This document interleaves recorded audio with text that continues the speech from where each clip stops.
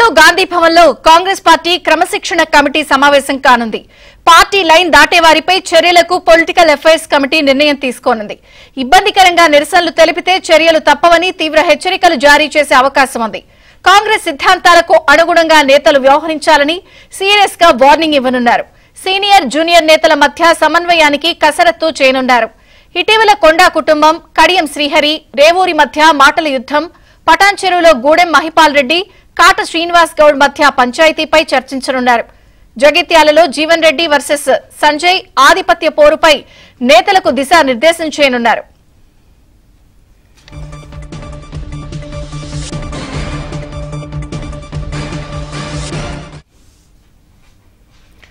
అయితే కాసేపట్లో గాంధీ భవన్ లో కాంగ్రెస్ పార్టీ క్రమశిక్షణ కమిటీ సమావేశం కానుంది. వివరాలను సిద్ధార్థ లైవ్ లో అందిస్తారు. సిద్ధార్థ. థ్యాంక్ యూ విజయ చంద్రిక. కాసేపట్లో గాంధీ భవన్లో క్రమశిక్షణ కమిటీ చైర్మన్ మల్లు రవి అధ్యక్షతన క్రమశిక్షణ కమిటీ సమావేశం కానుంది. ఇక క్రమశిక్షణపై ఇటీవల జరిగినటువంటి పిఎస్సి సమావేశంలో తీవ్రమైన చర్చ జరిగింది. దీనిపై ఒక నిర్ణయానికి కూడా వచ్చారు. క్రమశిక్షణ ఎవరు దాటినా కాంగ్రెస్ పార్టీలో ఇకపై సహించేది లేదు, వాళ్ళపై సీరియస్ చర్యలు తీసుకోవాల్సిందిగా పిఎస్సి ఒక రెజల్యూషన్ పాస్ చేసింది.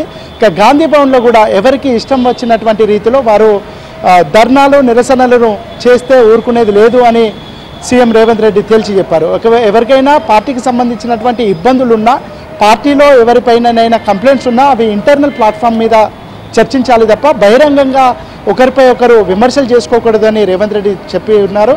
ఇక ఈరోజు జరగనున్నటువంటి డిసిప్లినరీ కమిటీ మీటింగ్లో ముఖ్యంగా తాజాగా జరుగుతున్నటువంటి ఉమ్మడి వరంగల్కి సంబంధించినటువంటి ఎపిసోడ్పై ప్రధానంగా చర్చ జరిగే అవకాశం ఉంది.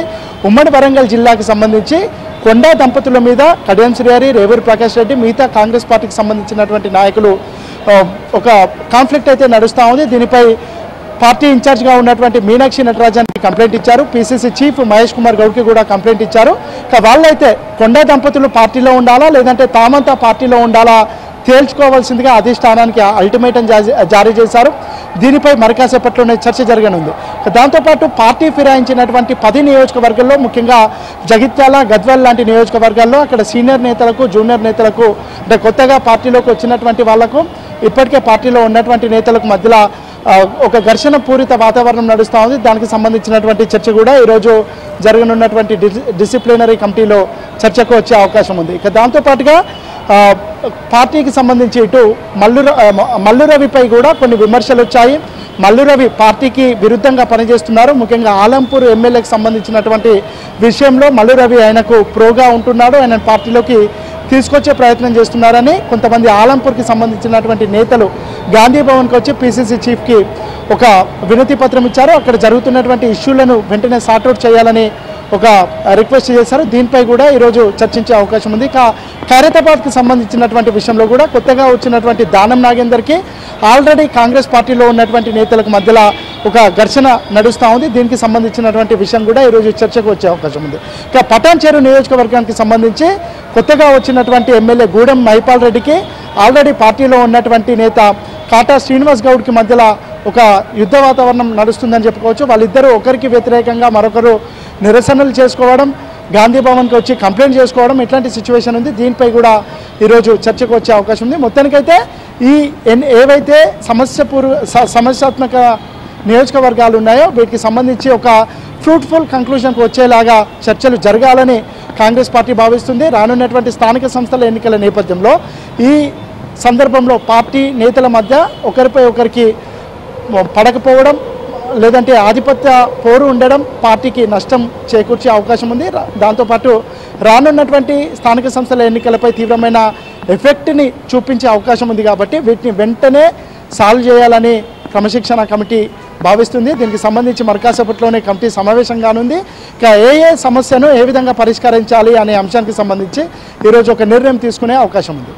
ప్రధానంగా ఇప్పటికే మనం చూసాం, గత 2-3 రోజుల్లో కూడా ముఖ్యమంత్రి రేవంత్ రెడ్డి కూడా కొంత ఎమ్మెల్యేలపై సీరియస్ అయిన వ్యవహారం చూసాం. కొంత సరిగ్గా పనిచేయకపోతే మారుస్తామని, ఇంకొక పక్కన వివిధ నియోజకవర్గాల్లో ఎమ్మెల్యేల అంశాల్లో కానీ ఆధిపత్య పోరు కానీ కనిపిస్తోంది. అంటే ఒక నిర్దిష్టమైన చర్యలు ఏమైనా తీసుకుంటారా, వార్నింగ్లు ఇచ్చి వదిలేస్తారా? ఒక 2-3 సమస్యలు అయితే కాంగ్రెస్ పార్టీలో ఉన్నాయని చెప్పుకోవచ్చు. ఒకటి, మిగతా పార్టీల నుంచి కాంగ్రెస్ పార్టీలోకి వచ్చినటువంటి నేతలకు తమకు నచ్చినటువంటి వాళ్లకు లేదంటే తమతో కాంగ్రెస్ పార్టీలోకి వచ్చినటువంటి అనుచరులకు పదవులు కానీ లేదంటే ప్రభుత్వానికి సంబంధించినటువంటి నామినేటెడ్ పోస్టులు ఇవ్వాలని కొత్త వాళ్ళు అంటున్నారు. కానీ ఇప్పటికే ఆల్రెడీ కాంగ్రెస్ పార్టీలో ఉన్నటువంటి నేతలకు అవకాశాలు ఇవ్వాలని పాత కాంగ్రెస్ నేతలు అంటే సీనియర్ కాంగ్రెస్ నేతలు భావిస్తూ ఉన్నారు. దీనికి సంబంధించి 60-40 రేషియోలో అంటే ఆల్రెడీ కాంగ్రెస్ పార్టీలో ఉన్నటువంటి నేతలకు 60%, కొత్తగా కాంగ్రెస్ పార్టీలోకి వచ్చినటువంటి వాళ్లకు 40% పదవులు కానీ అవకాశాలు ఇస్తే ఈ సమస్య కొద్దిగా తగ్గుముఖం పట్టే అవకాశం ఉందని కాంగ్రెస్ పార్టీ భావిస్తుంది.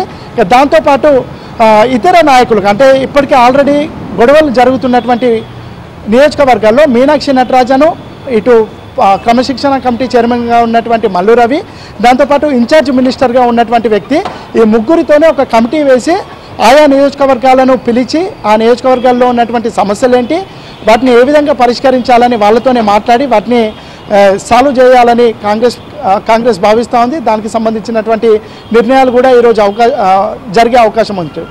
దాంతోపాటు ఏ నియోజకవర్గానికి ఎవరిని పంపించాలి అనే అంశానికి సంబంధించి కూడా ఈరోజు ఫైనలైజ్ చేసే అవకాశం ఉంది. ఎందుకంటే ఇటు స్థానిక సంస్థల ఎన్నికలను కూడా వెంటనే జరపాలని భావిస్తున్నటువంటి నేపథ్యంలో దానికంటే ముందే ఈ పార్టీలో ఉన్నటువంటి సమస్యలన్నింటినీ పరిష్కారం చేసుకునే విధంగా కాంగ్రెస్ పార్టీ ఆలోచిస్తుంది. దానికి సంబంధించి ఈరోజు నిర్ణయాలు జరిగే అవకాశం ఉంది. ఇక మిగతా నియోజకవర్గంలో అంటే ఇంకా కొన్ని సమస్యలు ఉన్నా వాటిని వెంటనే క్రమశిక్షణ కమిటీకి ఆ దృష్టికి తీసుకువస్తే వాటిని వెంటనే పరిష్కరిస్తాము. కానీ ఒకరిపై ఒకరు విమర్శించుకోవడం కానీ కంప్లైంట్స్ ఇచ్చుకోవడం కానీ ముఖ్యంగా గాంధీ భవన్ ముందట గాంధీ భవన్ మెట్ల మీద అభ్యంతరకరంగా నిరసనలు తెలియజేయడం సరైన పద్ధతి కాదు అని సీఎం రేవంత్ రెడ్డి కూడా తెలిసి చెప్పినటువంటి నేపథ్యంలో దీనికి సంబంధించి కూడా భవిష్యత్తులో ఎలాంటి నిరసనలు చేయాలి, నిరసనలు చేస్తే దానికి ఉండే లిమిటేషన్స్ ఏంటి, దాన్ని ఏ విధంగా నిర్వహించుకోవాలనే అంశానికి సంబంధించి ఈరోజు కొన్ని గైడ్ లైన్స్ని రిలీజ్ చేసే అవకాశం ఉంది.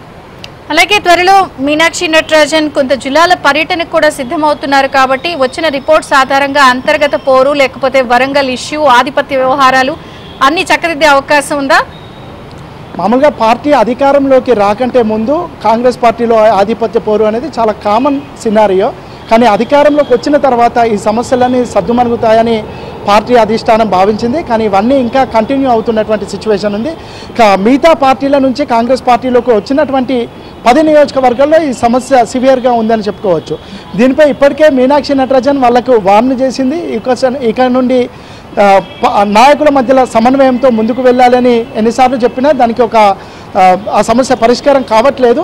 దీంతో ఇటీవలనే క్రమశిక్షణ కమిటీ చైర్మన్గా సీనియర్ నేత అయినటువంటి మల్లు రవిని నియమించింది.